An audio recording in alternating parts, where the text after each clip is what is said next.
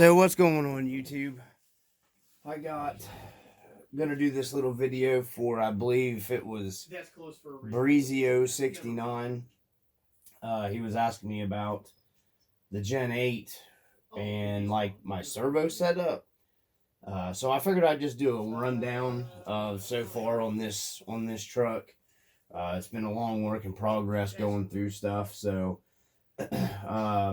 I think I have a couple other or one other video of this truck on there when I did a rundown of it, but you'll see it right now. It has, I went ahead and put the green inserts in these crawlers because I wanted to try them today, but just woke up not feeling that great again, just having a lot of problems, stomach bothering me, just the normal stuff I've been dealing with. On top of it, carpal tunnel's pretty bad today, couldn't find my brace. It's been a pretty good couple days.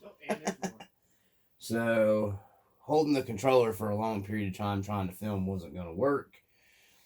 So I'll just get into this here. Figured I'd do a little just breakdown of everything. So for starters, we're going to go ahead and move this out of the way. The body. I modified the body on this thing quite a bit. The front is where I didn't have to trim anything down, but I took off around, I think, 15 millimeters off the side of the body because these Gen 8s have the hang down big time on the bodies that go into sliders, and I moved everything up. I moved everything up on the chassis 15 millimeters, so I had to trim the body, didn't get into the door or anything. I just went a little bit at a time. Took the fender flares off of it, obviously, rounded out the quarter panel here, rounded these out to round the fenders out a little more like a real International Scout would have been. Same way in the back, you've got that drop down where the body comes down.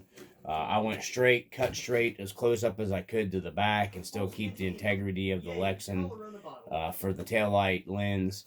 And I just trimmed it flat out. Same way here. These have been trimmed and brought up for clearance wise. Just mainly stuff to make clearance for the body. So that's the main upgrades that I've done, modifications to just the body. I thought about coming in here and making this an actual pickup, cutting this out, flipping it down. There's a couple videos on YouTube where guys have turned these into trucks, but it's my daughter's and she wants to leave it as it is. It's not my rig, so we're going to leave it like that. So let's move on to the meat and taters. So he was mentioning if I moved my steering servo. I haven't. I had a friend that used the Club 5 on his Gen 8, and to be honest with you, I don't even know why they make that Club 5 mount. In my opinion, it's kind of a waste, but that's my opinion. It's not, other than it puts some fancy, pretty aluminum stuff up front. I've still got the stock steering servo in the front of this truck. It's been in there for actually a long time, and it's still working fine. I've not had any problems with it. It even was turning the heavier weighted, the weighted wheels just fine. So haven't changed the servo mount location. It's mounted just factory original Gen 8 stuff. What I've done here, because he thought I had changed it, I guess. I have not.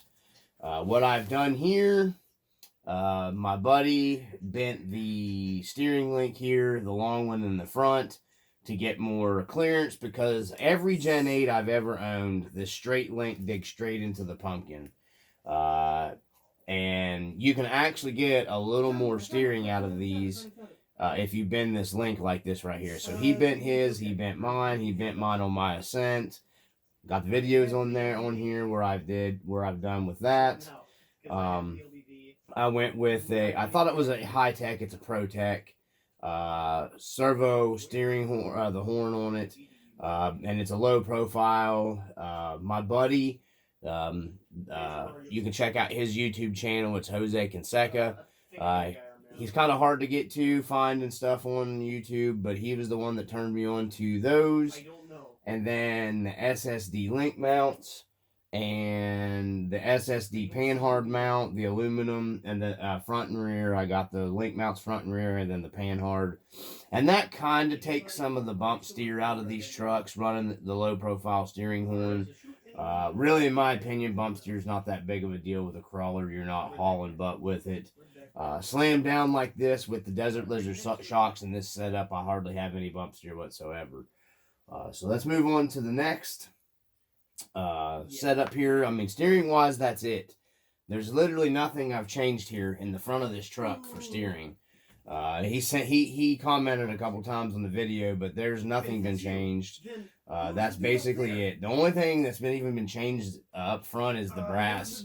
I've got the counterweights. I've got the inside hubs here, or the inside portal covers, or inner and outer portal covers. This has the counterweight portal cover. All this is Benedict Harry. It can be found on Amazon. I put links in other videos. I'm not doing it again. This is the Trill C hubs. On this one right here, also can be found on Amazon or wherever you want to buy them from. I've had links for those in other videos as well. You can go back and look for them. I'm not putting them in another one.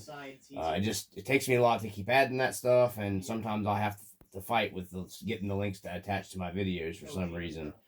The Panhard bar is still the factory setup. It just has the SSD Panhard bar mount. I'm still running the factory stock Hexfly ESC, which is getting ready to change. Yes, I know, an SE 2-in-1 systems are fantastic. I have like 5 other ones over here. I don't want to put too much power into this thing because she's young. She's still learning to drive. This is really her truck. It's not really mine. I'm thinking about putting the 2-in-1 in here and then cutting the power back way down on it, maybe in the card. Because I do use this truck for testing purposes, because I really like the Gen 8 for testing purposes. That's just me. I like the Gen 8 for testing. Let's see, what else can we get into here? The Desert Lizard shocks, they are at full droop.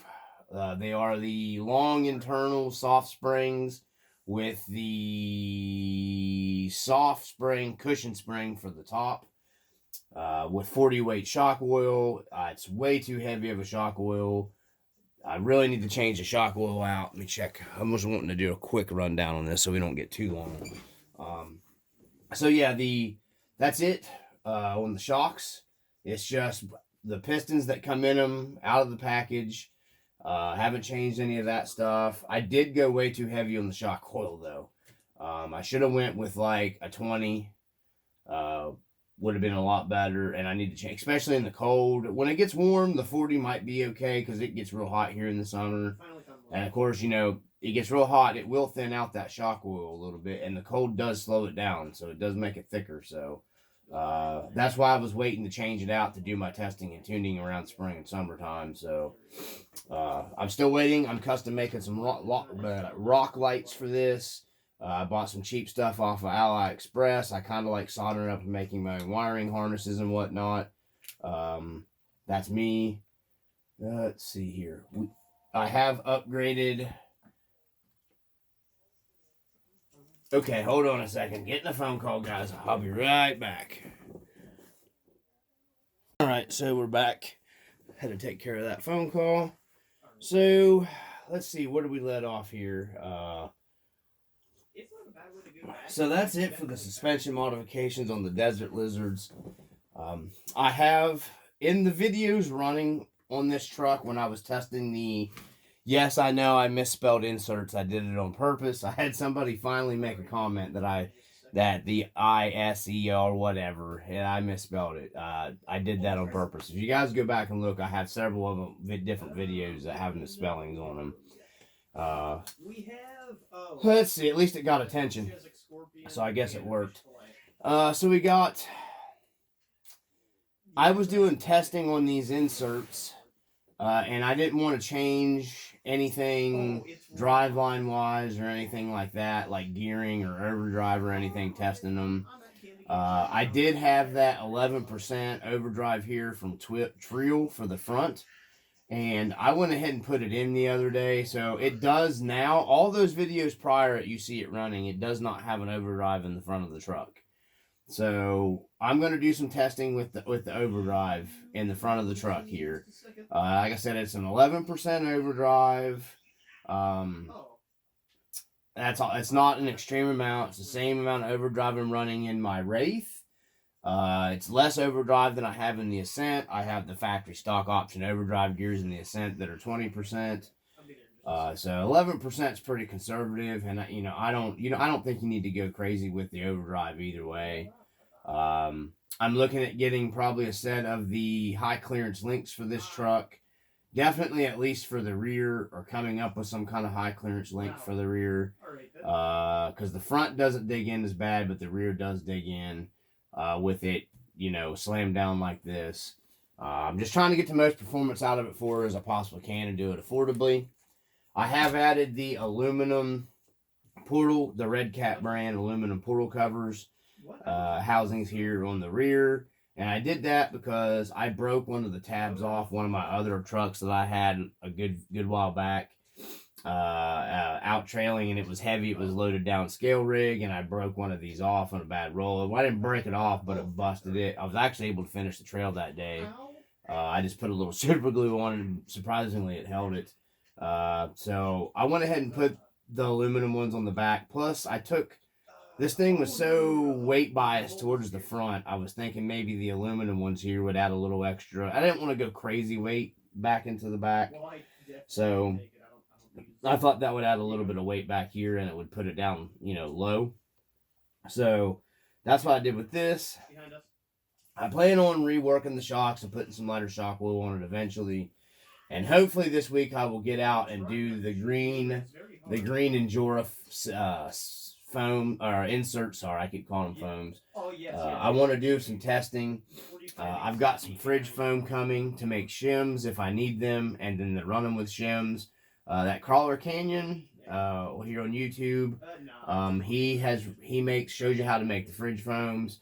I'm pretty sure it was him that come up with that idea to begin with. But I'm going to go ahead and do it here. I'll do it and show you guys, check out that Crawler Canyon guy. I mean, he doesn't really need anything from me.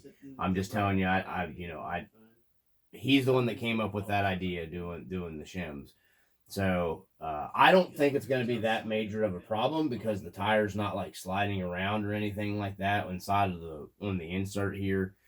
So I can't see that really being a major problem with these crawlers, but just in case, I want the stuff here in case I run into that to tune them. These crawlers got a good bit of run time on them, but they're still in good shape other than a few holes that's been patched on them. So these are her trail tires. So that's what I want to set these up for. These are a little heavier rubber, especially on the sidewall, than the Endura pin comp tires, which are more of a rock compound tire. So these, I'm hoping, I'll probably end up getting the blues for these two, I figure, just because this truck is right at around 9 pounds. I mean, it's literally like almost smack dab right on a 9-pound truck. That's why I say 9 pounds. And I have trimmed the battery tray. I just went ahead and trimmed the back off the battery tray, and I'm going to round this portion off so it doesn't have sharp edges. I still need to do that because we just run the small packs. I have up to a 4200 MAH pack that sits here all the way forward as far, and I just move the strap up front, and then I put a piece of Velcro here. It holds the battery, no problems at all. But yeah, that's where I'm at on this Gen 8. I know, like I said, I'm just doing this because he was commenting and asking me. But the front end, 100% honest. Oh, and I did add these AMK bumper on the front. I need to find a longer tube for this. I do know that. I'm pretty sure after talking to my buddy Sir Chirps a lot. You can check out his YouTube channel. You got to have like a full width of your front end, I think, on the tube. So this isn't quite long enough. It just covers. It's got to cover to your fenders, I guess, all the way. Per rule crap. If we do go to the competition stuff or whatever. So I do got to find a bar stock that's about that, a little bit longer, but that's that diameter. So I still got to get into that, but that won't start until spring. So I got a while. The rear's pretty much the full length across the back. Hopefully that'll get me. If it don't, then we'll just play on the course, and I'm not going to worry about all the crappy competition stuff that you have to follow by a bunch of rules. Because I like to build my stuff for, as much performance as I can get out of it and for fun, for me. And then she can run my Ascent because I'm pretty sure it'll make the rule book. So yeah, I think that's pretty much it, guys. It does got a 550 Crawlmaster in it. That's probably, like I said, I'm probably going to be ripping this system out and putting the 2-in-1 in it. It's just, I know that 2-in-1 is going to have a little too much power for her to get used to. She's still learning to drive and everything. I need, you know, you got to take that in consideration. She's 6. You know, there's no sense of giving her a Ferrari. Let her learn on the Yugo. But she has gotten a lot better at driving it, so I'm thinking I can cut the power settings way down on that 2-in-1. And I have an extra 2-in-1 laying up here. It just came in finally the other day. So I do have a link riser for this as well, but I want to do testing without the link riser to see how, because I don't want to change a bunch on this thing for the insert testing. So we're going to finish the insert testing, and then I'm probably going to start tuning on the link riser on the back of it. And I know there's going to be people that do link riser, blah, blah, blah, blah, blah. I know they work. I'm not having that discussion. I already know they do work. So I think that's pretty much it, guys. Hopefully this helped out the guy that was commenting. That's it, man. It's just a bent steering rod link, and then, you know, it does help the steering, guys, if you bend that link. You can also come in here and clearance your brass a little bit here on that side, and then a little bit here. It barely just touches. You can clearance that a little bit with a Dremel on your brass, but mainly the back end pieces is where you want to clearance it out, and it will give you a little more steering angle too if you're looking for that.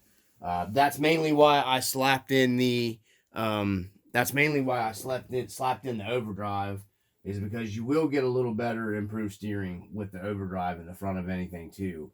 So that was more for the steering purposes of the truck versus, you know, making it any, you know, a lot better on any kind of rocks or anything like that. I just wanted a little more steering out of it. So that's the rundown on the Gen 8. I'm going to try to get this video posted up sometime later this evening. Hope everybody is doing well, and thanks for the subscribers, and thanks for the guys that are leaving comments in the videos, and I appreciate everyone from the RC Dungeon. Peace.